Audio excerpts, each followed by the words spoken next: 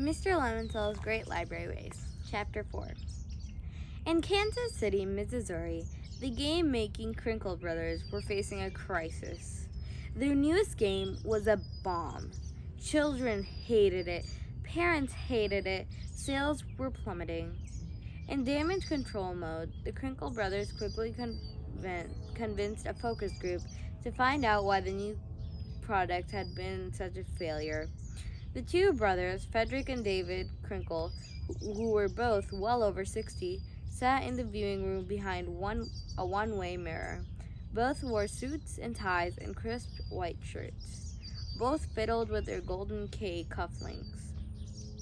The respondents, children ages 10 through 15, and a research moderator who were on the other side of the glass, seated around a long conference table.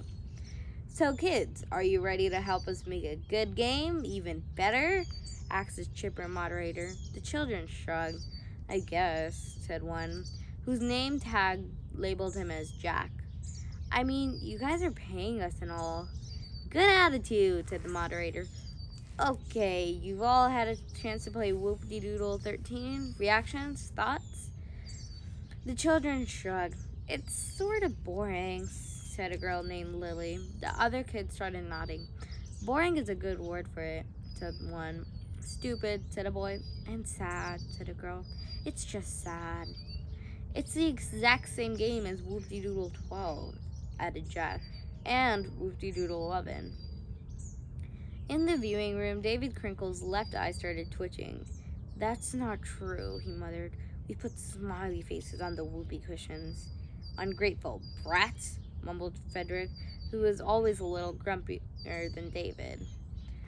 The object of the Crinkle brothers' Whoop-de-Doodle games was to get your teammates to guess a phrase or a famous saying by using only pictures, no words.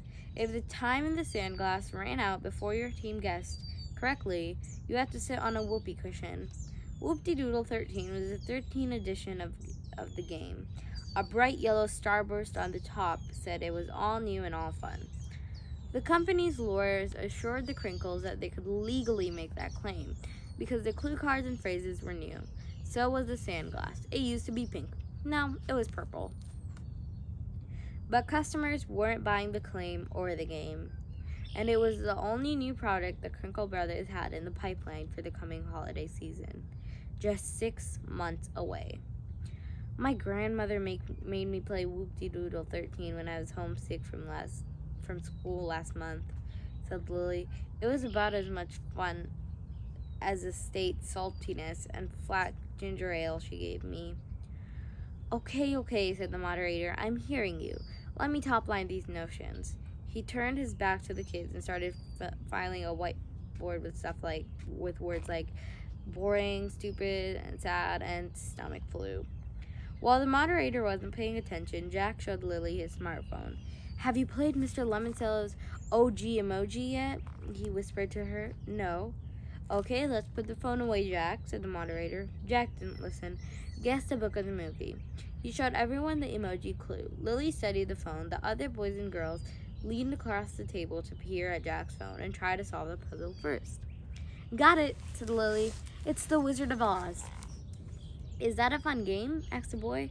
"Fun," said Jack, happily imitating the tagline on every Lemonsello TV commercial. "Hello, it's a Lemonsello." Enough, fumed Frederick behind the one-way mirror. "Turn them off. I hate those stupid commercials." David flicked their intercom switch so they wouldn't have to listen to the little monsters in the other room. 13 was bad luck, said David, his eyes spazzing. "That's all." "Bad luck? It could ruin us!" Frederick was seething.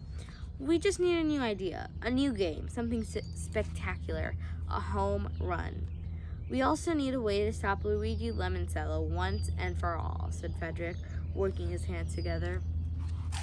"The laborious lunatic has been a boil in our backsides long enough." David smirked. "The answer is simple." "Oh, really? And how do you propose we create a new smash hit while simultaneously crushing Mr. Lemonsello's imagination factory?" Easy. We just need to increase our research and reposition efforts. Frederick actually smiled. Too bad Benjamin Bean is no longer an employee. He was one of the best researchers we ever hired. Don't worry, said David. Our new recruit is already on the job. Is he up to the task? Oh, yes. In fact, she will be starting this weekend. End of chapter 4.